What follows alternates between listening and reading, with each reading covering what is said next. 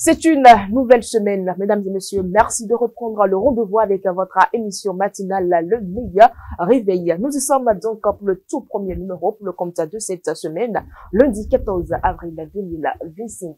Nous revenons donc sur ce plateau, mesdames et messieurs, avec deux petits changements dans votre émission matinale. À suivre donc dans quelques instants, mesdames et messieurs, la une des journaux, le bulletin d'information. Le petit changement s'observe au niveau du forum matinal qui est donc remplacé par le grand reportage, la rubrique phare de cette émission. Et nous allons retrouver donc en fin d'émission, mesdames et messieurs, la revue de presse. Voilà donc le menu de cette émission. On se retrouve tout juste après.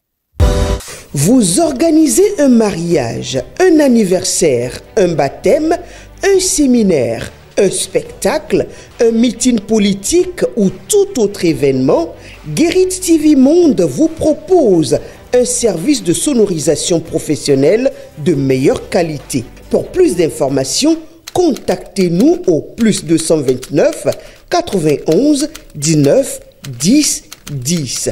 Guérit TV Monde, le leader des web TV.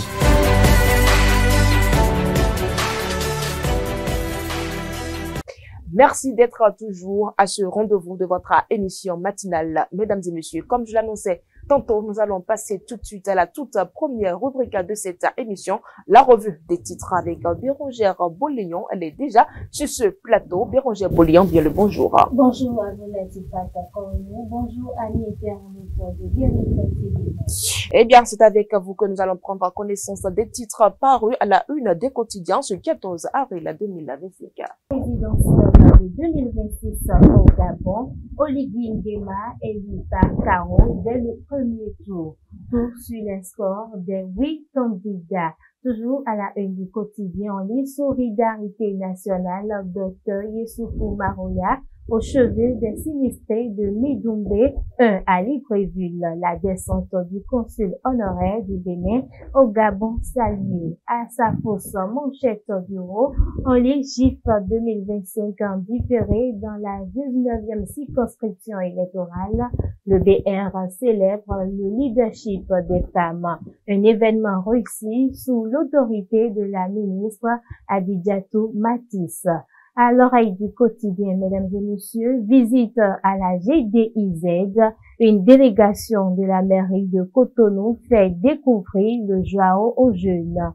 Le quotidien Le Grand Matin de ce jour-titre, ouverture officielle de l'exposition universelle Osaka 2025, le Bénin au sommet de son art culturel dans l'empire du soleil levant.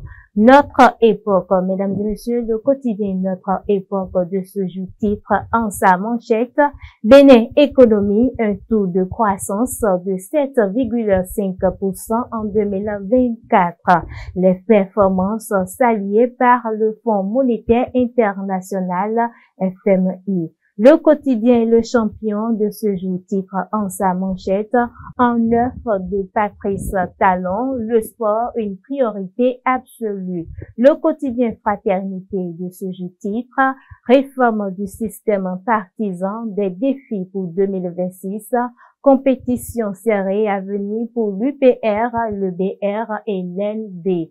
Quête compliquée des parrainages résistance infructueuse pour le PRD. Le progrès à présent titre, renforcement du PSIE, Modeste Kérékou au contact des bénéficiaires. L'autre quotidien de ce jour-titre, échéance électorale de 2026, des raisons fondamentales à l'appel de Louis Vlavonou. La Nation à présent titre en sa manchette du jour, revue du programme économique et financier, nouvel accord entre le FMI et le Bénin, l'économie nationale sur une pente ascendante. Le quotidien La Nouvelle Tribune de ce matin titre, sortie médiatique des partisans de Talon sur les lois électorales et la gouvernance, des propos de Djogbenou et Aladatine, qui enfle la polémique. L'informateur de ce jour titre « Organisation pacifique des élections générales de 2026, talent implique toutes les couches ». L'événement précis de ce matin titre « Transformation des matières premières, les élus de Cotonou exultent devant les exploits de la GDIZ ». Dynamisme Info de ce matin titre « Présidentielle de 2026 au Bénin, toujours pas d'affirmation sérieuse de candidature à un an du premier tour ». Le chronomètre de ce jour titre « GIF 2025 en différé avec les femmes du parti BR de la 20e circonscription électorale, la grande démonstration de force de la présidente Constantine Adandé, le député Mathias Corano fait une promesse aux femmes. Le potentiel de ce jour titre « Importation et commercialisation du riz au Bénin, les commerçants nationaux victimes de concurrence déloyale, les expatriés dans le faux, l'économie nationale en souffrance, 10 mesures urgentes proposées pour stopper l'hémorragie ». Bénin intelligent de ce matin titre, mesdames et messieurs, du bitume au ZUM 2026, le gouvernement assume son tempo. Le quotidien Matin Libre à présent titre, multiplication des descentes sur les chantiers de la rupture, Sogo, la confusion dans les esprits. Le quotidien La Guérite, mesdames et messieurs, pour boucler la une de ce jour, titre en sa manchette de ce jour, présidentielle de 2025 au Gabon, Oligui Nguema élu par KO dès le premier tour, tout sur les secours. Tout sur les scores des 8 candidats, toujours à sa une, solidarité nationale, Dr Yessoufou Maroya aux cheveux des sinistrés de Midombe 1 à Libreville, la descente du consul honoraire du Bénin au Gabon saluée. À sa fausse manchette en légif 2025 en différé, dans la 19e circonscription électorale, le BR célèbre le leadership des femmes. Un événement réussi sous l'autorité de la ministre Adidjatou Matisse. À l'oreille du quotidien, mesdames et messieurs, visite à la GDIZ, une délégation de la mairie de Cotonou fait découvrir le Joao aux jeunes. C'est tout ce qu'il faut retenir de la une de ce jour. De Rongère Boléon, vous restez avec nous pour la prochaine rubrique de cette émission, le bulletin d'information.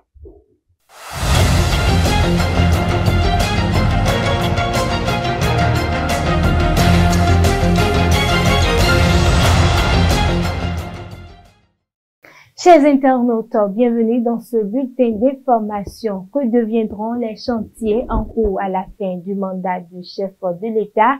Les projets ont un cycle de réalisation. Il y en a dont le cycle prendra fin avant la fin du mandat. D'autres vont déborder le mandat.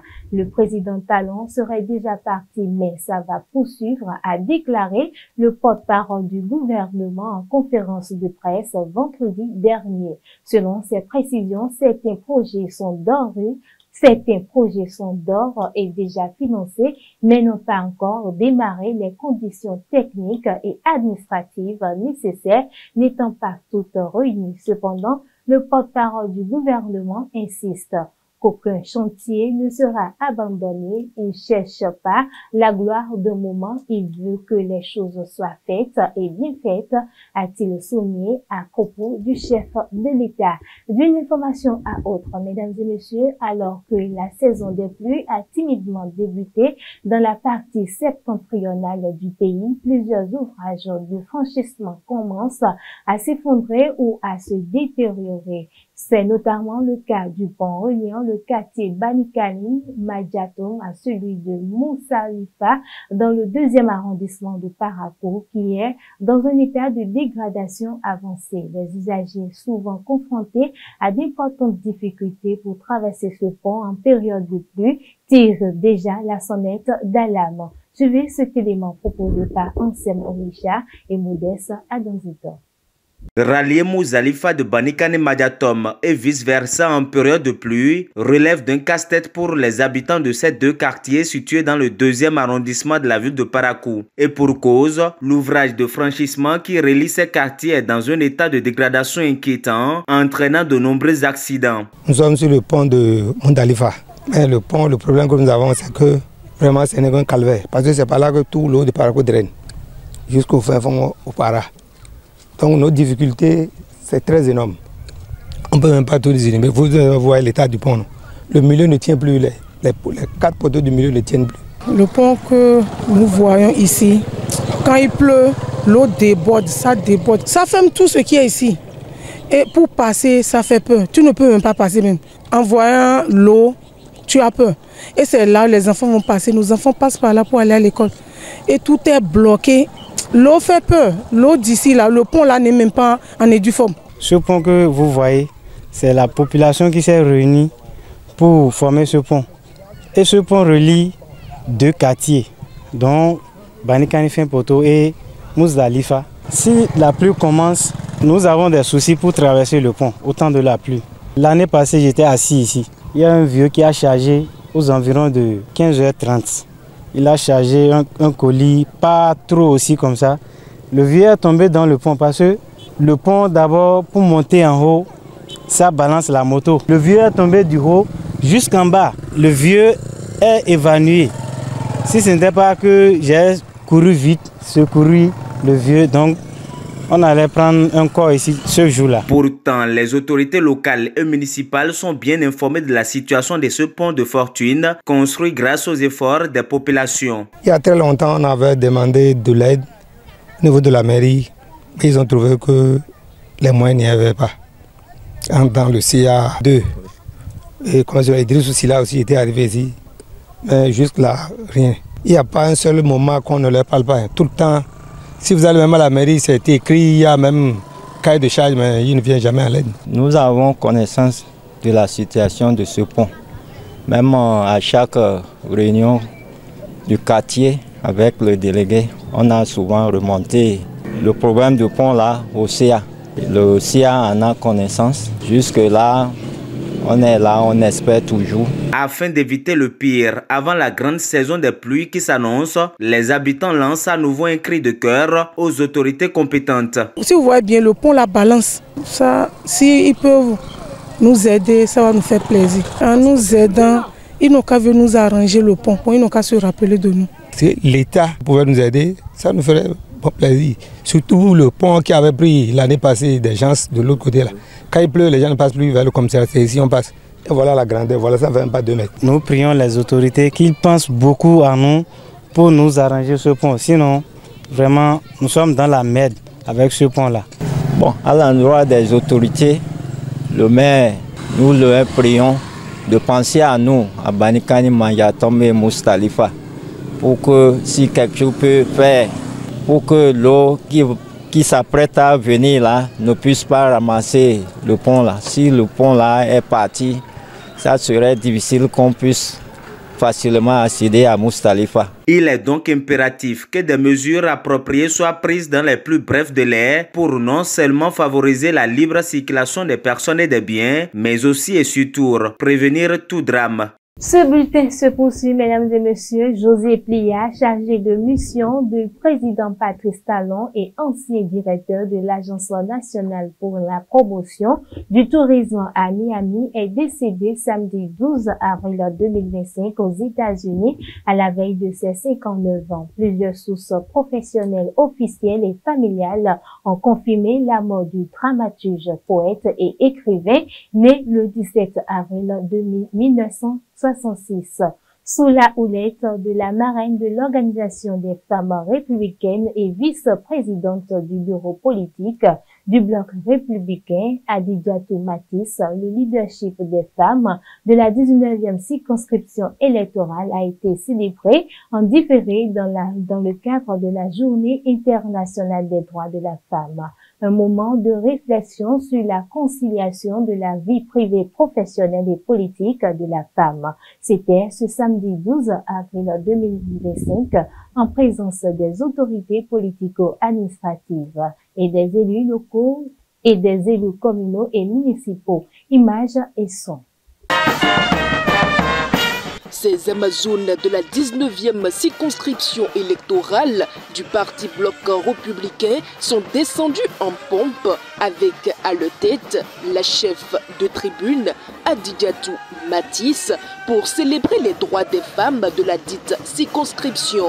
Un événement annuel majeur organisé ce samedi 12 avril 2025 dans la commune de Semekpodji par le Parti du Cheval Blanc Cabré afin de reconnaître et de valoriser les mérites des femmes républicaines. Cette journée, dite journée internationale de la femme, semble être commémorée après la journée stipulée par les textes, c'est-à-dire en différé. En réalité, il n'y a pas de fête différée pour une femme. Donc, tous les jours représentent la fête pour nous et pour nos mamans. Les femmes venues de Semekpodji, Porto Novo, Adjara et des Agégués n'ont pas manqué ce rendez-vous festif et innovant. Les autorités à divers niveaux, les députés ainsi que les conseillers communaux et municipaux de la 19e circonscription électorale se sont mobilisés pour célébrer la junte féminine sous la bannière du Bloc républicain à travers l'Organisation des femmes républicaines OFR. En ce jour symbolique, nous voulons souligner le chemin parcouru et les luttes que nous avons menées pour obtenir nos droits, tout en réfléchissant aux défis qui restent à relever. Cette journée est celle de notre fierté, de notre force et de notre détermination à faire entendre notre voix à tous les niveaux de la société béninoise. Chères sœurs, engageons-nous ensemble pour un avenir où les femmes prennent pleinement leur place dans la vie politique de notre pays. Le leadership féminin au sein du parti a été mis à l'honneur autour du thème « Enjeux et défis de conciliation des vies privées, professionnelles et politiques ». Il est impératif que nous prenions conscience de notre potentiel infini. Notre potentiel infini, je dis bien. Nous sommes des leaders, des décideuses et nous avons un rôle crucial à jouer dans la construction d'un Bénin meilleur. Être une femme leader, c'est porter plusieurs identités à la fois. C'est être responsable dans l'espace public et attentive dans l'espace privé. C'est prendre des décisions pour la nation, tout en répondant aux attentes de la famille. C'est exister pleinement dans tous les rôles que la vie nous impose ou nous propose, souvent sans concession. Toutefois, nous devons le dire avec gravité. Cette conciliation est encore trop souvent un parcours de combattante pour nous. Des échanges et des panels de communication ont été organisés pour sensibiliser d'une part les femmes de la 19e circonscription sur la conciliation entre vie privée et vie professionnelle et d'autre part sur des questions de santé comme le cancer du sein et du col de l'utérus. Pour Adidiatou Matisse, marraine de l'événement, tous les acteurs doivent œuvrer à promouvoir le leadership féminin. Cela signifie offrir des opportunités d'éducation pertinentes, de prise en charge sanitaire de qualité et d'entreprises adaptées aux femmes et aux filles. Cela signifie instaurer des environnements inclusifs de travail, promouvoir des politiques de soutien à la parentalité équilibrée, déconstruire les normes qui enferment les femmes dans des rôles uniques et surtout reconnaître que l'égalité ne se décrète pas dans les discours. Elle a profité de cette rencontre entre femmes républicaines pour lever un coin de voile sur les nombreuses initiatives mises en place par le gouvernement de la rupture en faveur de l'autonomisation des femmes béninoises. Comment ne pas se souvenir des initiatives du président Patrice Talon afin que, au compter de la 9e législature, 24 femmes au moins représentent la gente féminine à l'Assemblée nationale. Et nous souhaitons qu'il y ait beaucoup de femmes à la 10e législature. La ministre du Travail et de la Fonction publique, Adidiatou Matisse, n'a pas manqué de réitérer l'engagement du chef de l'État Patrice Talon, ainsi que celui du président du parti Bloc républicain, Abdoulaye Biotane, à l'endroit de toutes les femmes qui œuvrent activement au développement du pays. Je renouvelle l'engagement du gouvernement du président Patrice Talon à poursuivre les réformes nécessaires pour l'avènement d'une nation où les droits des femmes sont reconnus et promus. Cette journée de célébration et de réflexion sur le leadership féminin, déroulée dans une ambiance festive, a été précédée par des séances de prière à la mosquée le vendredi 11 avril 2025, puis à l'église dans la matinée du samedi 12 avril.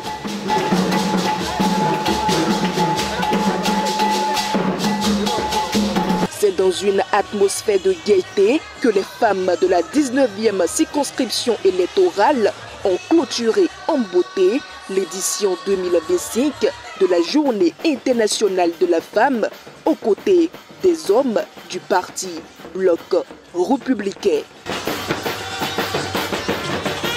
C'est tout pour ce bulletin d'information. Bien à vous, Bérangère Boléan. Mesdames et messieurs, cette émission se poursuit. On se retrouve tout juste après dans la prochaine rubrique de cette émission.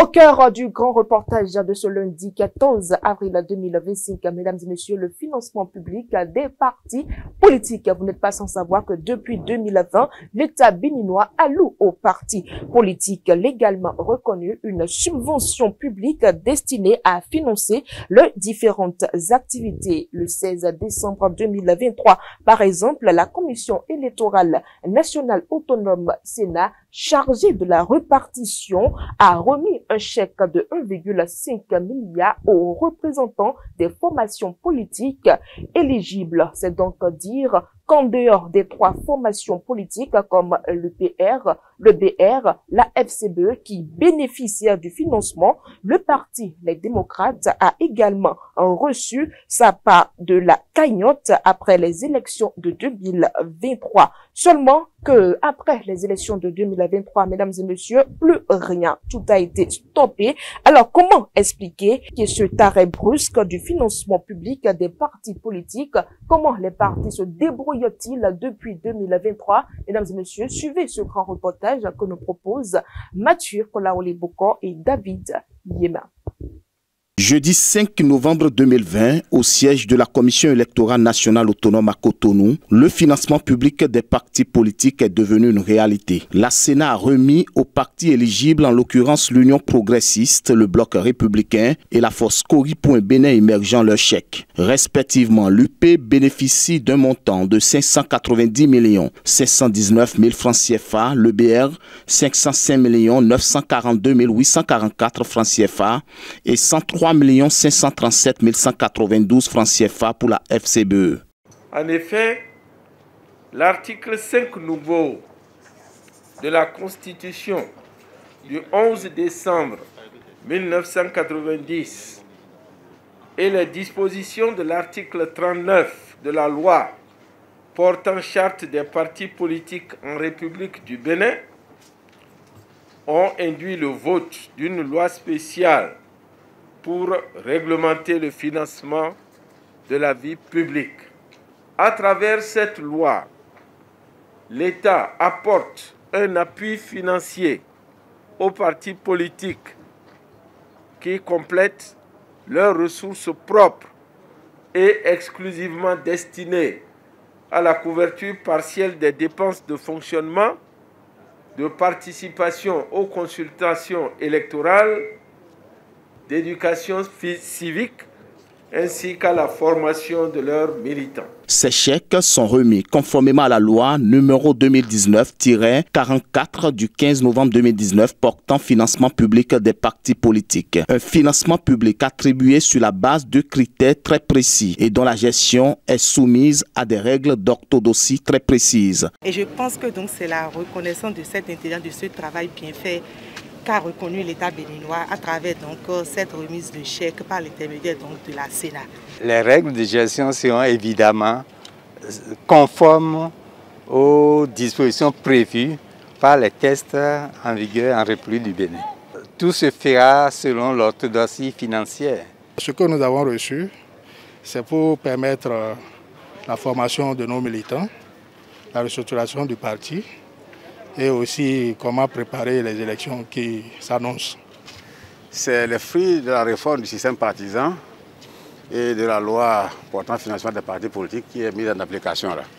Notre satisfaction est totale parce que de mémoire de politiciens, on n'a jamais eu un financement des partis politiques. Ce montant va servir naturellement au fonctionnement du Parti Bloc républicain. Cette action censée soutenir financièrement les formations les plus représentatives est bel et bien conditionnée. Vous savez, c'est de l'argent public. Il faut le manipuler avec beaucoup de rectitude et en s'appuyant autant que faire se peut aux textes qui sont en vigueur. Chaque parti politique, conformément à la loi, doit avoir un siège national, doit avoir des sièges départementaux, doit tenir des instances statutaires telles que c'est prévu dans leurs différents règlements intérieurs. Chaque parti politique doit désigner un mandataire mais qui est accepté de faire ce travail-là pour le parti politique. Chaque parti doit déposer ses comptes à la Sénat et à la Cour suprême. La comptabilité qui est tenue au niveau des partis politiques doit être conforme au plan comptable national. En 2023, le Parti Les Démocrates s'est donné les moyens pour répondre présent aux élections législatives du 8 janvier 2023. Au soir des élections, le parti s'adjuge 28 députés sur les 109 que compte le Parlement. Le parti fait ainsi son entrée dans le cercle des bénéficiaires de cette disposition de la charte. Mais il n'a fallu qu'une seule année d'application après l'éligibilité du Parti Les Démocrates pour que cette loi ne soit visiblement plus appliquée selon certains cadres du dit parti. Il y a toute l'année 2024 qui est derrière nous et nous sommes en 2025. Bientôt, on va être au milieu de 2025. Depuis donc la fin de 2023, on n'a plus rien eu de l'État, comme l'État lui-même a prévu. Alors pourquoi on n'a pas le financement public? Moi, je ne suis pas en mesure de vous dire. Je crois qu'il faut retourner la question à l'État. C'est à l'État de dire pourquoi le Parti Les Démocrates ne bénéficie plus du financement public. Il n'y a pas que ça. Hein. Vous vous intéressez au financement public, mais il n'y a pas que ça. Je crois que c'est l'une des raisons pour lesquelles nous disons que nous ne sommes pas d'accord avec la gouvernance actuelle. Donc d'ici à là, les échéances de 2026, certainement, c'est une stratégie pour quand même bloquer, je suppose, certains partis, notamment les partis de l'opposition. Plus rien depuis 2023. Quelle est la probable raison de cet arrêt injustifié du financement des partis politiques au Bénin depuis fin 2023 qui suscite des inquiétudes dans le rang de l'opposition? Nous avons posé la question au secrétaire général du parti L'Union Progressiste Le Renouveau, parti de la mouvance ayant bénéficié à plusieurs reprises de ce financement. Vous savez que nous sommes en train d'aller vers les élections de 2026, qui sont des élections générales. Moi, je pense que je ne suis pas dans le secret des dieux. Je n'ai pas dit que le gouvernement m'a dit cela ou le chef d'État m'a dit cela, mais c'est moi qui fais mes analyses. Je dis, au titre de 2024, nous n'avons pas eu ce que nous devrions avoir. Et ce n'est pas les démocrates seuls, c'est tous les partis politiques qui ont droit au financement public. Mais je suis sûr, connaissant le chef de l'État, que cette année, nous aurons, y compris le rappel de 2024. Et ça fera une bonne affaire pour les partis politiques qui disposeront donc de ressources suffisantes pour affronter les échéances. Dans tous les cas, quels que soient les arguments avancés, les démocrates estiment que cet arrêt injustifié du financement public à quelques mois des élections est dans l'unique but de sevrer l'opposition. Aujourd'hui, on n'a pas le choix. Vous savez, avec les nouvelles dispositions, ce dont nous avons droit, c'est la cotisation des militants. Oui, les dons et legs. On a su sur quoi? Et aujourd'hui, ceux qui cotisent, c'est les militants et les élus et les sympathisants. C'est à ça que nous nous attelons aujourd'hui.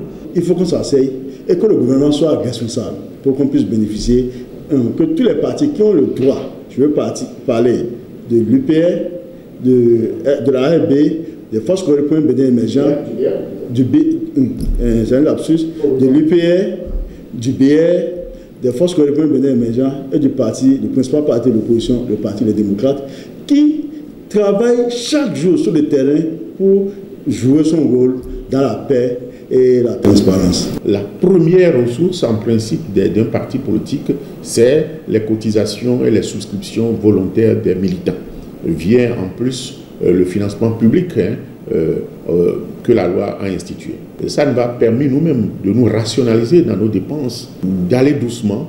Nous-mêmes savons que nous allons vers des échéances précieuses et nous aurons besoin d'assez de ressources, de force pour les affronter. 2025 est une année où forcément nous aurons pour 2024 et 2025 et ça va nous permettre d'affronter sereinement 2026. Jusqu'à quand les partis politiques vont se patienter? L'État va-t-il apporter cet appui financier aux partis politiques éligibles? Seul le temps nous le dira. C'était donc le grand reportage, mesdames et messieurs, proposé par Mathieu Kolaoleboko et David Yema. Voici, mesdames et messieurs, la revue de presse avec Fauzia Sifou.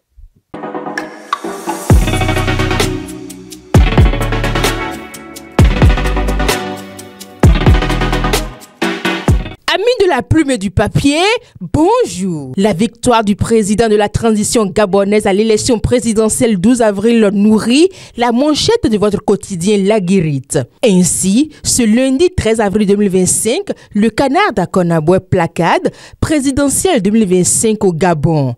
Oligui Nguema, élu par KO dès le premier tour. Chapsdine Badarou, envoyé spécial sur les lieux, nous livre dans les colonnes du journal tout sur le score des 8 candidats. À la une des parutions, les élections générales 2026.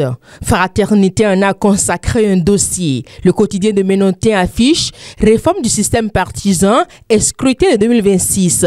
Compétition serrée à venir pour l'UPR, le BR et LD. En détail, on retient qu'un diagnostic de désordre avec plus de 200 partis politiques sur l'échiquier politique national. Forcément, il fallait trouver une solution et arrêter que chaque village ou quartier de ville ne s'assimile à un camp politique. Après ce constat général, à son avènement au pouvoir en 2016, Patrice Talon a fait de la réforme du système partisan son cheval de bataille et depuis 2019, progressivement, le paysage politique national connaît une refonte, d'où la naissance des partis politiques forts et par conséquent l'éradication des micro-partis et ceux qui n'avaient pas une envergure nationale, rapporte le journal. Abordant dans le même sens, l'informateur nous affiche que pour une organisation pacifique des élections générales 2026, Talon implique toutes les couches sociales. Dynamisme Info, quant à lui, est inquiet. Puisque selon lui, à un an du premier tour de la présidentielle au Bénin, toujours pas d'affirmation sérieuse de candidature. Et pour boucler ce volet de l'actualité, Bénin Intelligent publie du bitume aux urnes en 2026.